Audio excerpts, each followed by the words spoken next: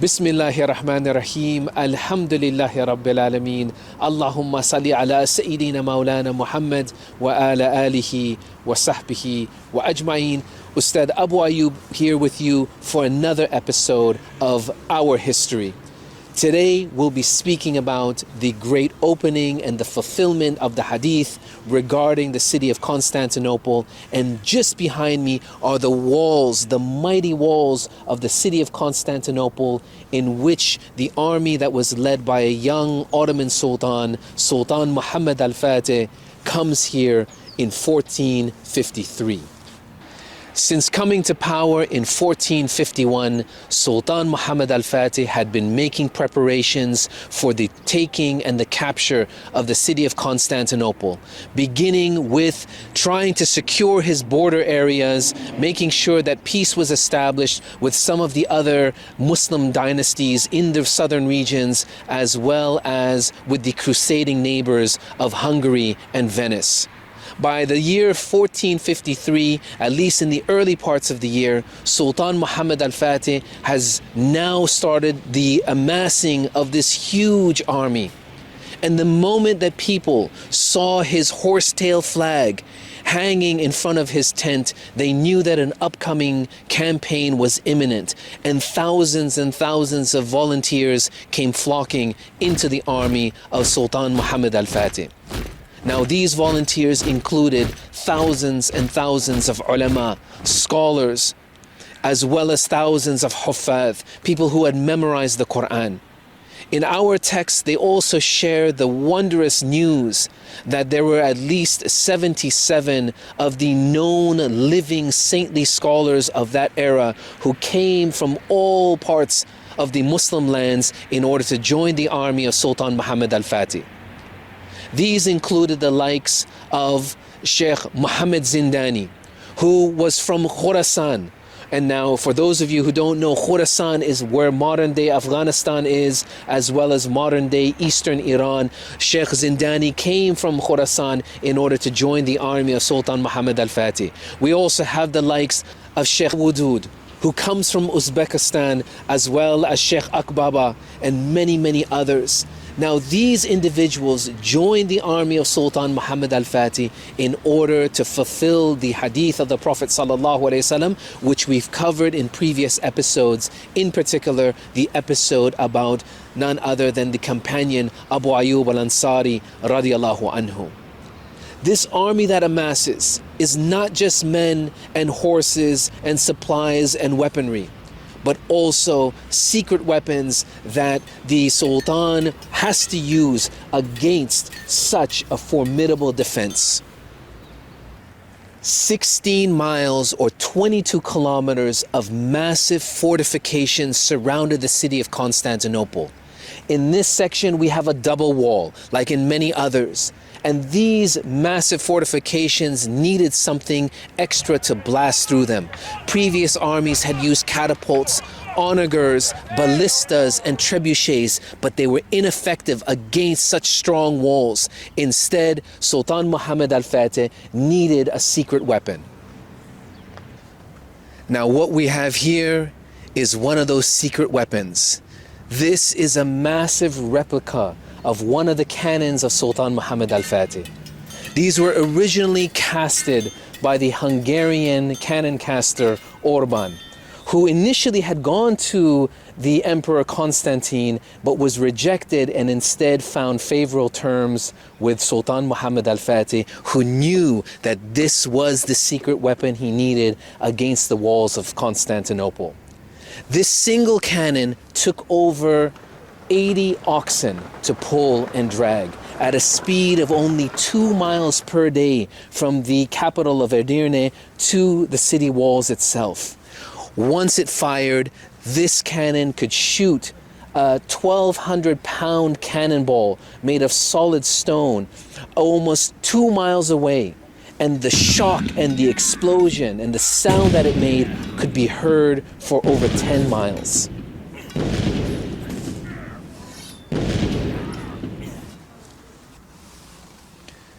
Now imagine how the people of Constantinople must have felt when they saw these powerful weapons being dragged in front of their walls.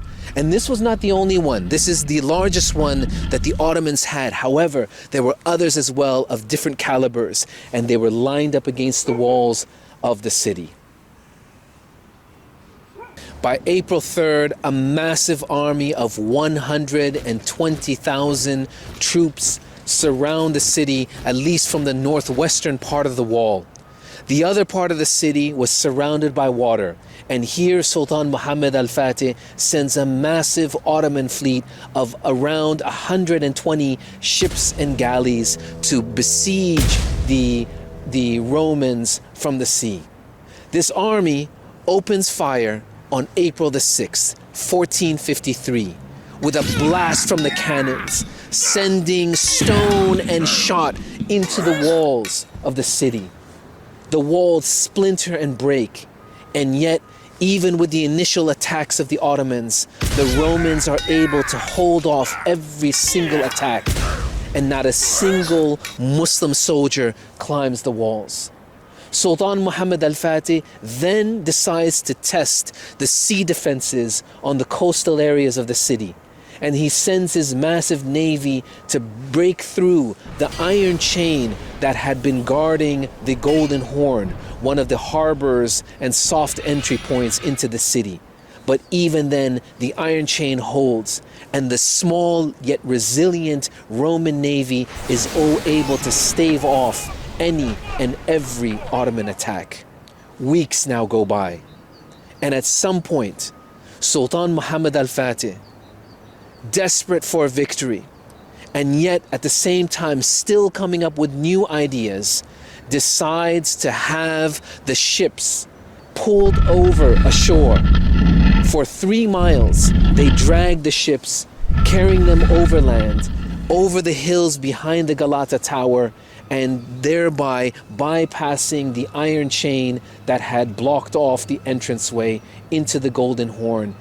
And with this, half of the Ottoman fleet is now in the harbor area, threatening the city and its defenses, causing the Romans to send many of their soldiers from these very walls to defend their other side, which was now being threatened by the Ottoman navy.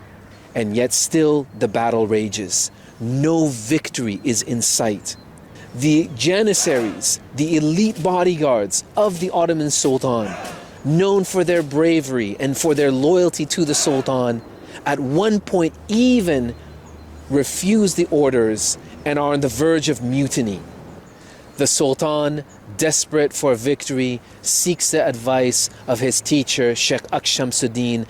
Now, Sheikh Shamsuddin, who had been the tutor of the Sultan ever since he was a child, and who had insisted that he was the one who would fulfill the hadith of the Prophet ﷺ, he smiles and advises the Sultan to order his entire army to fast.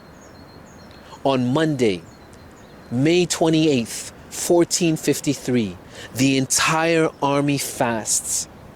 And on the following day, after praying Salatul Fajr together, the trumpets sound and the banners are raised, and the Muslim army, the Ottomans, surge forward towards the city walls.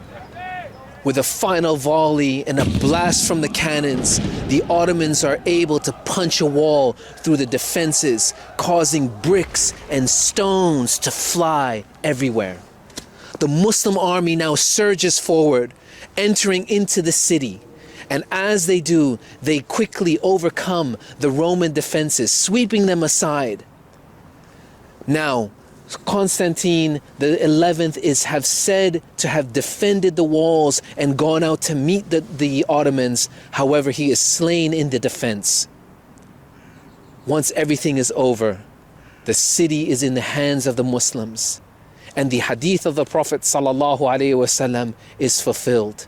Sultan Muhammad Al-Fatih enters into the city and goes all the way to where the great landmark of the city, the Hagia Sophia, is located. There he dismounts his horse, he goes down in sujood al-shukr, and when he rises, he proclaims the city with a new nickname. He calls the city Islambol, the city of Islam. From this moment onwards, this would be one of the great capitals of the Muslim world.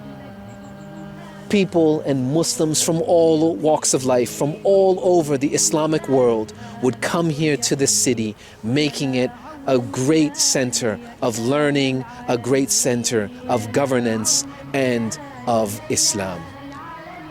With that, we'll close. I'll see you on the next episode, inshallah. Assalamu alaikum wa rahmatullahi wa barakatuh.